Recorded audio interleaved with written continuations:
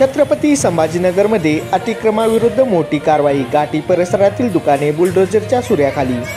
छत्रपती संभाजीनगरमध्ये अतिक्रमणाविरोधाची एक महत्त्वाची कारवाई करण्यात आली। घाटी परिसरातील अनेक अतिक्रमणकारक दुकाने महानगरपालिकेच्या बुलडोझरने पाडली। याच्यामुळे परिसरात मोठा गोंधळ उडाला।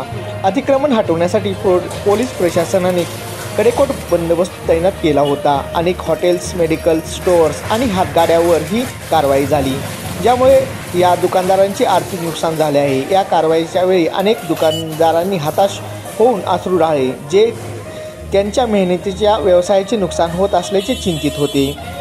महानगरपालिकेच्या या कारवाईचा उद्देश शहरातील अतिक्रमण कमी करणे आणि सार्वजनिक जागांचा योग्य वापर सुनिश्चित करणे आहे। प्रशासनाच्या या ठरावामुळे अनेकांची अतिक्रमण केलेल्या जागेवरून हताश झाले आहेत, तर काही लोकांनी या निर्णयाचे स्वागत केले आहे।